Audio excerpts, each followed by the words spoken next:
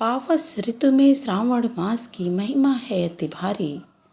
वर्ष का पुनीत महीना है यह, जाने दुनिया सारी।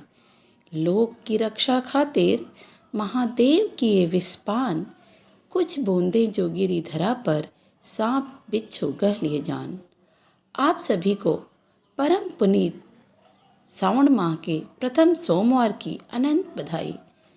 जैसा कि आप सब जानते हैं, परम पुनीत श्रावण मास की शुरुआत हो गई है। अतः मैं साधना शाही आज आप लोगों को श्रावण माह का नाम श्रावण क्यों पड़ा तथा देवाधिदेव महादेव ने विषपान क्यों किया और उनका विष किस प्रकार शांत हुआ, इस बात को बताने हेतु प्रस्तुत हूँ। श्रावण मास का हिंदू धर्म में अत्यंत महत्वपूर्ण स्थान है। यह महीना भगवान भोले की भक्ति को समर्पित माना जाता है। परम पुनीत श्रावण मास की जब शुरुआत होती है तब चंद्रमा श्रवण नक्षत्र में होते हैं। यही कारण है कि इस माह को श्रावण माह कहा जाता है। श्रवण का अर्थ होता है सुनना। अतः इस माह में भगवान के स्वरूप और भगवत चर्चा को सुनने से मन के सभी विकार दूर होते हैं और आत्मिक शांति प्राप्त होती है। समय के साथ साथ श्रावण को बोलचाल की भाषा में सावन कहा जाने लगा।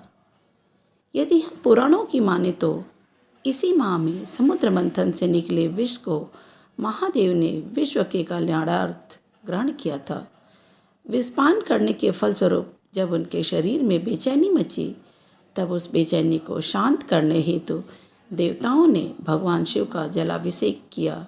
दूध, दही, भांग, बेलपत्र, धतूरा आदि चढ़ाए। भगवान शिव गहन ध्यान किए। इस प्रकार भगवान शिव के आंतरिक शांति तथा प्रकृति प्रदत्त अनेकानेक वस्तुओं के चढ़ाने से विष का प्रभाव कम हुआ। इस प्रकार भगवान शिव ने न केवल विष पीकर सृष्टि को बचाया, बल्कि अपने तप और ध्यान से उसके प्रभाव को शांत भी किया। जब महादेव विष ग्रहण कर रहे थे, इस दौरान इसकी कुछ बूंदें धरती पर गिर गईं, जिसे सांप बिच्छू ग्रहण कर जहरीले हो गए। भगवान का विषपान करना हमें यह शिक्षा देता है कि जहर की तरह कड़वी बातें यदि हमें सुनने को मिलती हैं तो उसे गले से नीचे नहीं उतारना चाहिए और न ही मुंह से बाहर निकालना चाहिए, बल्कि उसे गले में ही अर्थात अपने अंतर्मन में ही दबा लेना चाहिए। जिस प्रकार शिव ने जहर को अपने गले में ही दबा लिया, न उसे नीचे जाने दिया न बाहर आने दिया। धन्यवाद।